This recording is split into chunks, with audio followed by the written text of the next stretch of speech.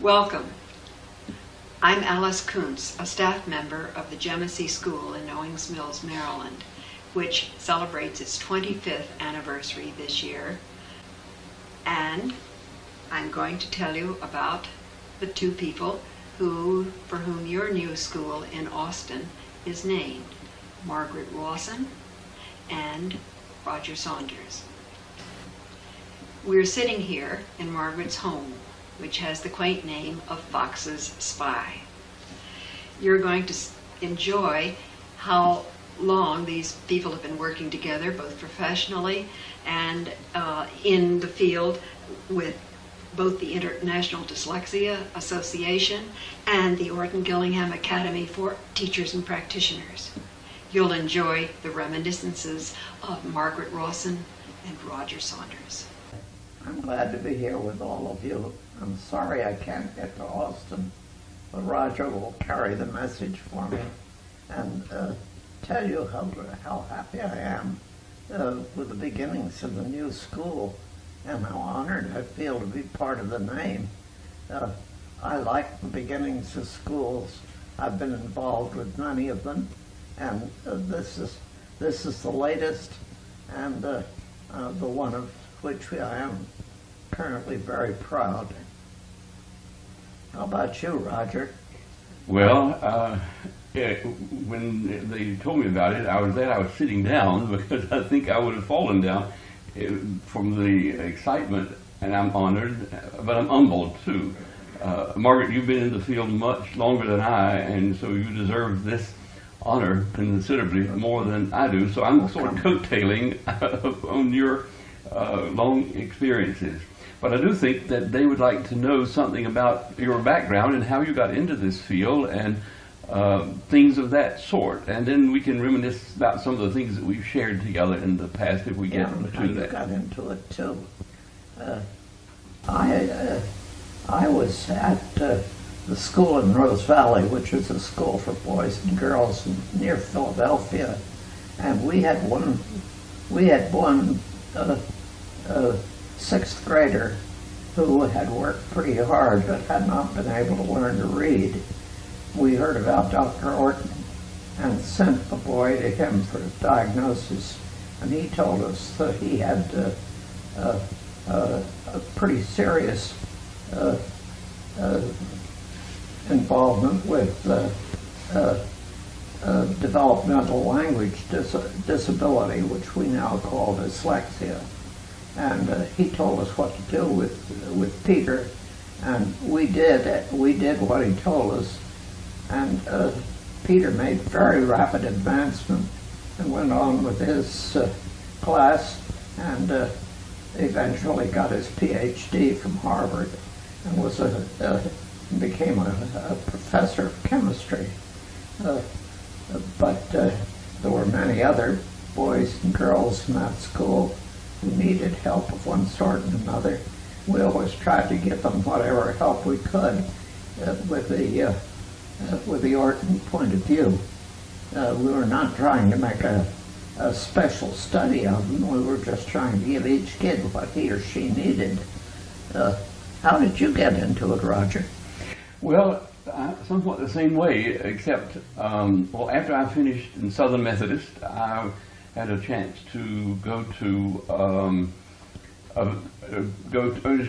after I finished undergraduate schools, I was majored in psychology, and I had a chance to work in a mental hospital in Connecticut. There were a lot of young people, adolescents, young adults who were mentally ill, and I thought, gosh, wonder if this could be prevented. And that led me then to Southern Methodist for my master's, and then back to Wake Forest University, the medical school there, for an internship. And at that time, Dr. Thompson, who had worked with Dr. Orton, when Dr. Thompson was head of the students program at Yale, wanted also to get into the field of prevention, so he had Mrs. Orton come down and have a reading clinic. Unheard of to have a reading clinic in a medical school. And so the psychologists began to go into the public school, and we would see children who had been labeled as mentally retarded only to find that on psychological testing they were not mentally retarded, but that they had severe reading problems. So they would come into the medical school. Mrs. Orton would train some tutors and all. And after I did that 3 years, I had the chance to go to the summer camp of Helene Durbrow, who had been trained by Anna Gillingham and Dr. Orton. And after that experience, I came back and said to Mrs. Orton, I now believe in this diagnosis. I'd like to learn how to fix it. So that's how I learned to become a tutor. It's interesting that you came out of the field of clinical social work. Yes. I came out of the field of clinical psychology. And we have very much the same experience with psychology. I did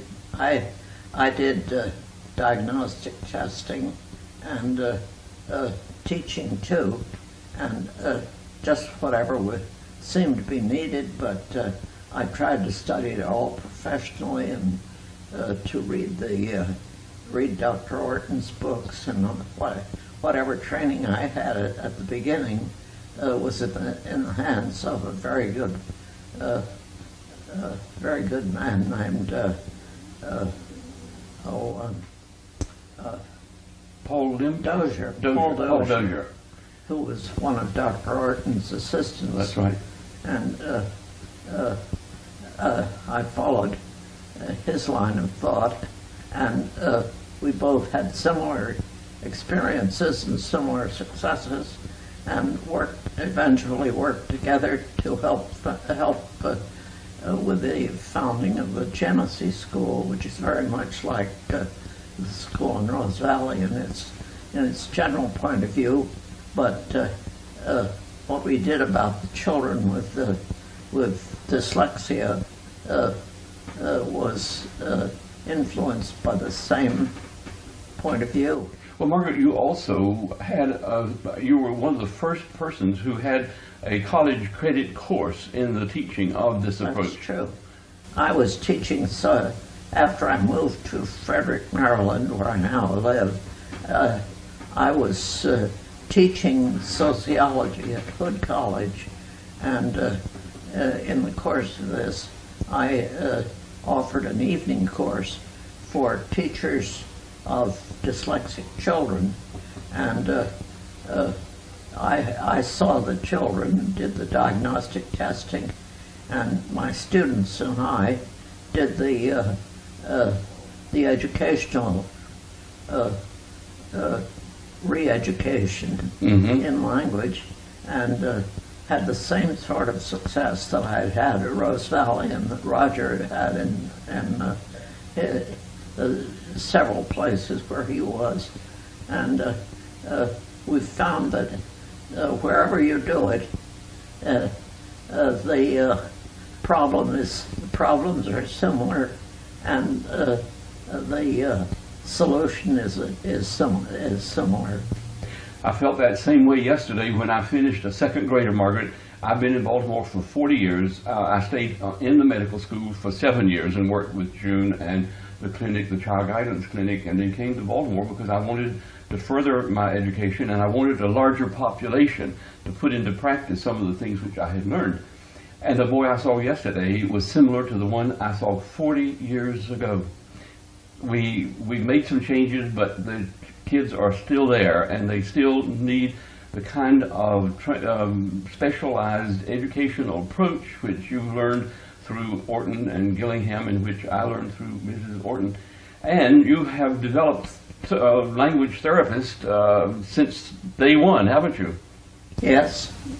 I had apprentice teachers on the staff, on the faculty of the school in Rose Valley, and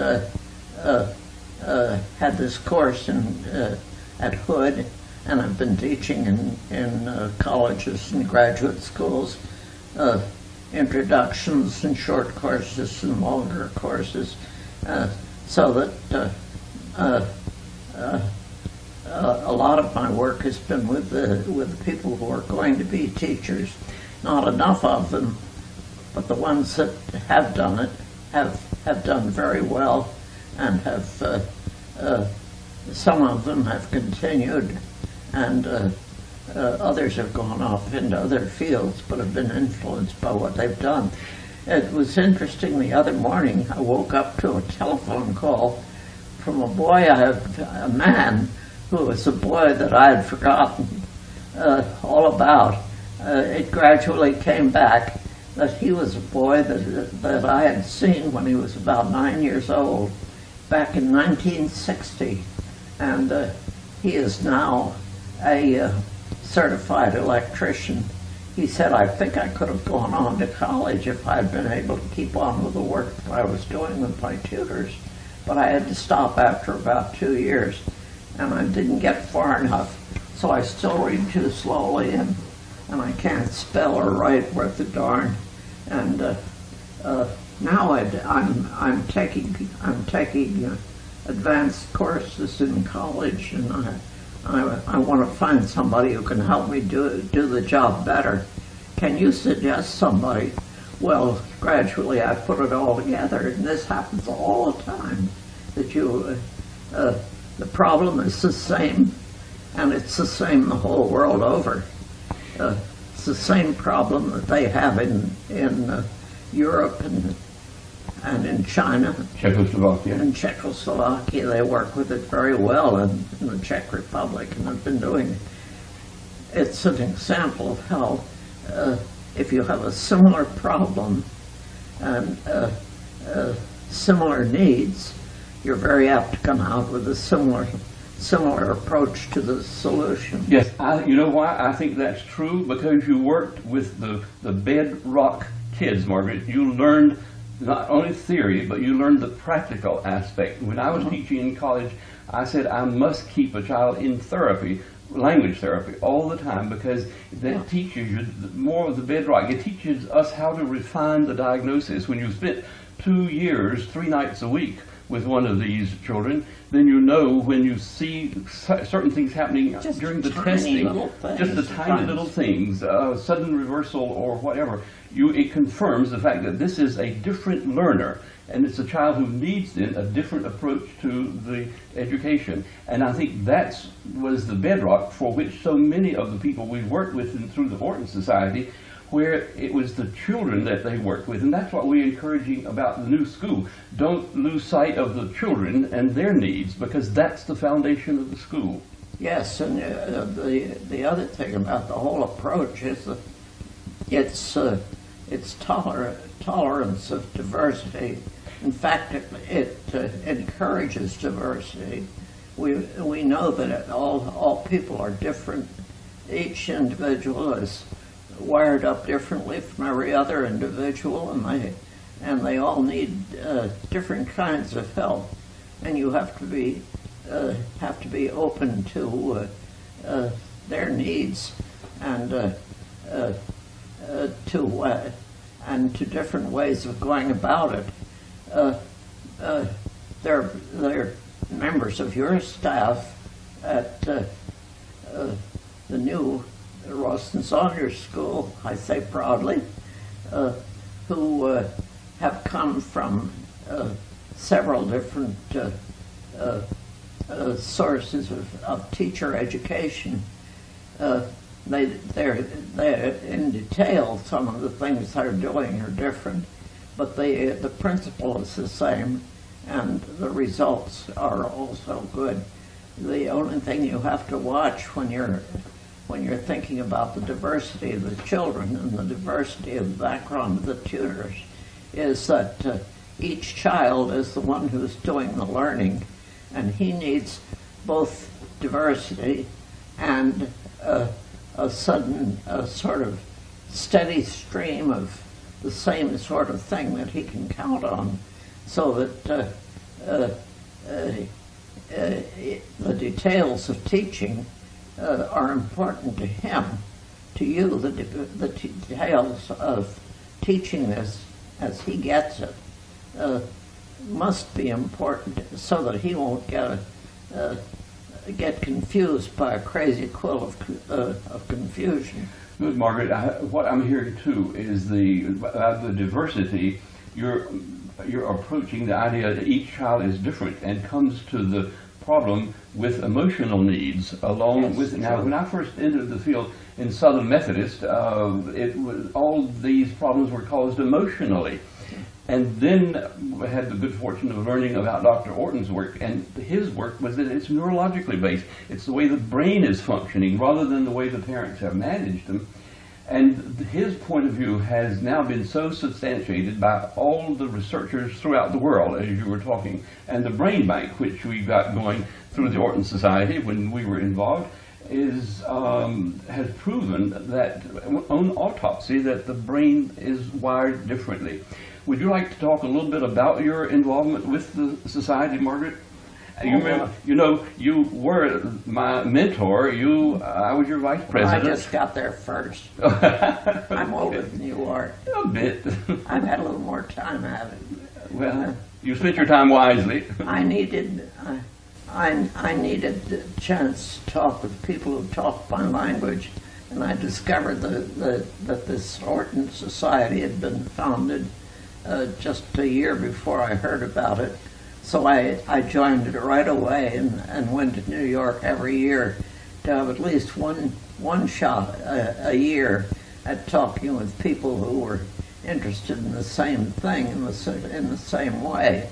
And so I've been involved with the Orton Society, which is now the International Dyslexia Association, since the year after it was started, and it's now about to have its 50th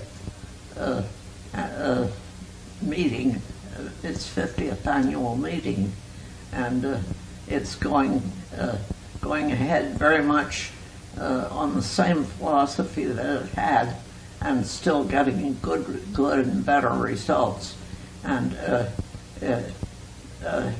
you don't find so much that these children are different, but that each of these children is different from every other. But in some ways, they're similar. They're similar enough so that some of the same rules apply to teaching them as apply to other people. But that's no different from any other good teaching. But I think the thing that was interesting to me about the Orton Society when I first joined in 1957, as a matter of fact, that's where I first met you, in New York at one of the meetings. Yeah.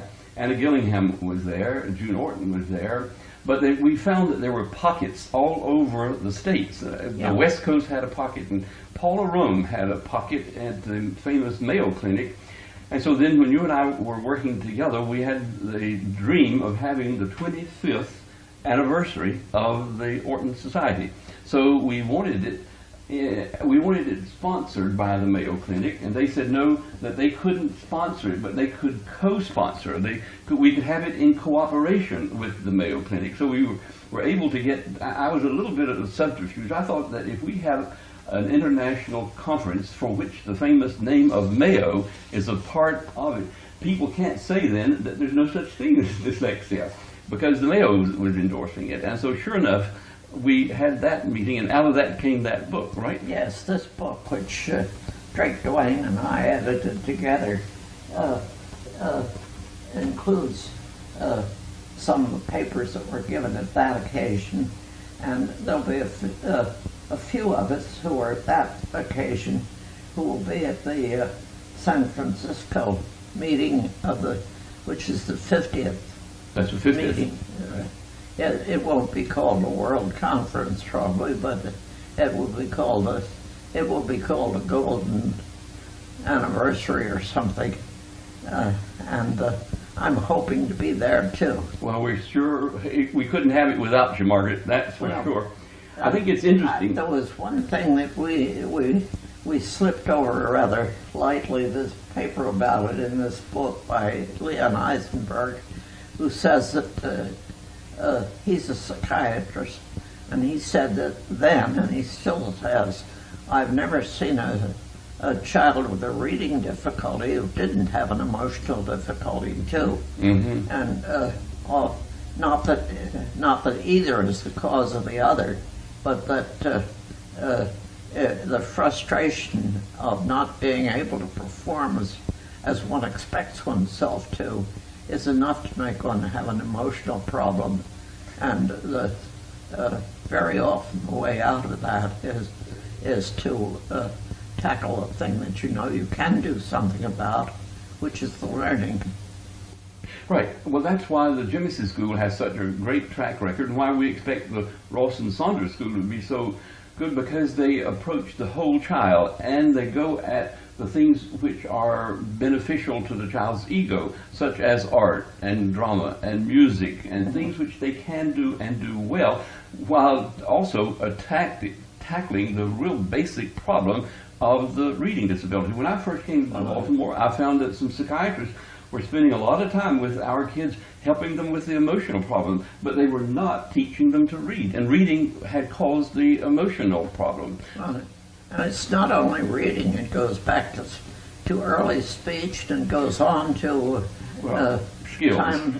To all the skills, to understanding the language and becoming adept in its use. In a sense, you could say it begins with a birth cry and ends with writing a Shakespearean sonnet or something like that. Well said, Margaret. One thing I think we need to address, and that is what a great writer you have been. And let me quickly say that you trained me. I was your vice president and for the Orton Society, and I would get a creative idea and call and say, Margaret, do you think we could do this? Oh, yes, Roger, go right ahead. And so we'd call John Bigelow, and those are the three officers, and we didn't have to go through a huge board of directors in order to get a luncheon planned or to get Bob Hall to sponsor an author's luncheon or all those things. And so you were very encouraging. And then prior to my becoming president, every president had been the editor of the annuals or the bulletin. And so I said, well, Margaret, if you want me to be president, I cannot do the writing that needs to be done. If you'll stay on as the editor, I'll be willing to do the other kind of job. And so that's what we did. And Margaret has continued to write even as late as 2 years ago when she published, hold your book up, Margaret, that you published. That is Dyslexia Over the Lifespan. That is the story of the lives of the children I used to know when they were little fellows and little girls at the school in Rose Valley.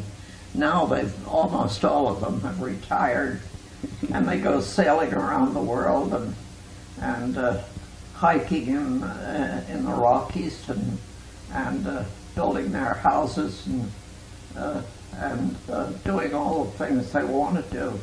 Not being able to handle the language is something that they have learned how to manage. Right. They don't. People who have difficulty with language always have some sort of difficulty with it, but they learn to accommodate to it and do what they need to do, or to find a way around it. If it's a roadblock, they either go over it or they find a way around it. And that's like Helene Durbrow always said, that a man who can't spell very well should marry a good speller. Yeah. I know some fellows who did that. One in particular picked out a girl from. He said, I'm going to fall in love with one of these girls in my freshman English class. I don't know which one. But I better pick one who can spell. That was his own idea. Yeah. I would have recommended it, and I certainly heartily okayed it. And she turned out to be all that he needed and more. Margaret, let me get back one thing that we want people to know, and that is that this is not a condition existing only in the English language. Right. But throughout the whole international scene, there's always some persons, regardless of what language, even in the Japanese language, and as we saw recently in Minnesota, there are some persons in the Chinese language, which is not a symbolic, not a sound symbol language, but a different set. But still, there is some children whose brain does not learn the skills the way that so-called normal did. And you've been in contact. I don't like you to call them normal. That just means the way most people do. The way most people do. Okay, I'll accept Okay. that. But we've had contact. You've been to Europe 2 or 3 times, and to England, and your pioneering work in Czechoslovakia and Poland has been one of the most important things, because you're learning about Dr. Montechek and how he, in his own isolated way, came up with exactly the same way that we teach teach here. Also, the same multisensory. The same thing happened with Edith Norrie in Denmark.